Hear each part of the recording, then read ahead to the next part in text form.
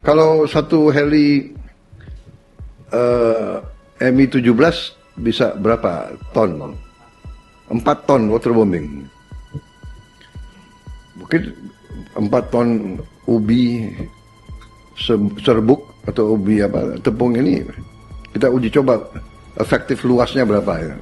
Selama Januari hingga Juni 2026, setidaknya 190.546 hektar hutan dan lahan di Indonesia terbakar. Luasan tersebut setara dengan sekitar 3 kali luas wilayah Singapura. Pemerintah pun mengklaim telah menerapkan berbagai strategi untuk mengatasi karhutla, mulai dari waterbombing, pembangunan sumur bor, sekat kanal, hingga yang terbaru ubi bombing. Lantas bagaimana teknis dan efektivitas setiap metode tersebut? Kita bahas. Waterbombing merupakan strategi yang umum digunakan ketika titik api sulit dijangkau pasukan pemadam darat atau berada di area yang luas. Secara teknis, pesawat atau helikopter membawa air dalam jumlah besar kemudian menjatuhkannya langsung ke area yang terbakar. Namun teknik ini memiliki keterbatasan untuk menangani kebakaran gambut. Api dapat menjalar dan bertahan di bawah permukaan sehingga meski api di permukaan terlihat padam, bara di bawah tanah masih dapat menyala kembali. Selain waterbombing, Presiden Prabowo Subianto pada 24 Agustus 2026 memerintahkan pembangunan 800 sumur bor di Riau dan Sumatera Selatan untuk mendukung pemadaman karhutla. Sumur bor lebih berkaitan dengan pencegahan dan penanganan kebakaran gambut. Air dari sumur dapat digunakan untuk membasahi lahan ketika gambut mulai mengering dan mendukung pemadaman saat kebakaran terjadi. Presiden Prabowo juga memerintahkan penggunaan sekat kanal untuk memitigasi karhutla.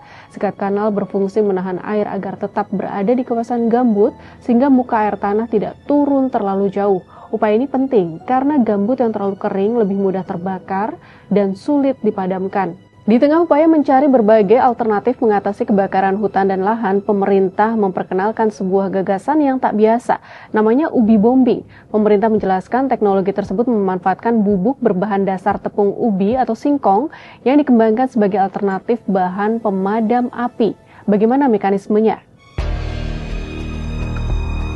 Adapun gagasan ini muncul saat Presiden Prabowo memimpin rapat penanganan karhutla di Posko Utama Satgas Karhutla Provinsi Sumatera Selatan Senin 24 Agustus 2026.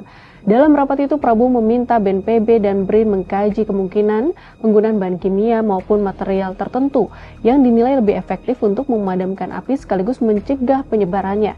Menurut Prabowo, inovasi tersebut nantinya diharapkan bisa digunakan langsung oleh tim pemadam di lapangan. Bentuknya bisa berupa tabung semprot maupun metode lain yang lebih praktis sehingga penanganan titik api dapat dilakukan dengan lebih cepat dan efisien. Dalam rapat tersebut, Kapolri Jenderal Listio Sigit Prabowo mengungkapkan adanya inovasi bahan pemadam berbahan dasar tepung ubi atau singkong yang dinilai berpotensi menghambat penyebaran sekaligus memadamkan api pada tahap awal.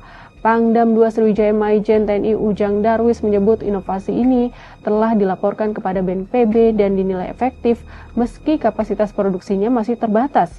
Menanggapi hal itu, Presiden Prabowo meminta agar inovasi tersebut segera dikembangkan, diuji coba dalam skala lebih besar, serta didukung anggaran untuk mempercepat proses riset dan produksinya. Terkait ubi bombing yang disebut dapat mencegah penyebaran dan memadamkan api, terdapat penelitian yang mengembangkan bahan serupa, tetapi bukan dalam bentuk serbuk, melainkan hidrogel. Penelitian berjudul Research on the Synthesis of Super-Absorbent Polymer Materials from Tapioca Starch and the Applicational Production of Flame Retardant Hydrogel oleh Leo Tao Uyen dan kawan-kawan pada 2023 yang dimuat di laman Society for Science mengembangkan polimer super penyerap air berbahan pati tapioka untuk kemudian dibuat menjadi hidrogel tahan api. Hasil penelitian menunjukkan material tersebut memiliki struktur berpori dengan banyak mikrokapiler yang mampu menyerap air dan memiliki stabilitas termal. Hidrogel yang dihasilkan juga dinilai mampu mencegah penyebaran dan memadamkan api berdasarkan pengujian di laboratorium dan lapangan. Sahabat Kompas, berbagai metode penanganan karhutla terus dikembangkan mulai dari waterbombing dan sumur bor hingga sekat kanal dan ubi bombing. Namun efektivitas setiap metode tetap perlu diuji, terutama untuk memastikan inovasi baru seperti ubi bombing efektif dan aman digunakan di lapangan. Yang tak kalah penting, penanganan karhutla tidak cukup hanya dilakukan saat api sudah membesar. Mitigasi dan pencegahan harus diperkuat agar karhutla tidak terus berulang seperti penyakit yang tak kunjung sembuh.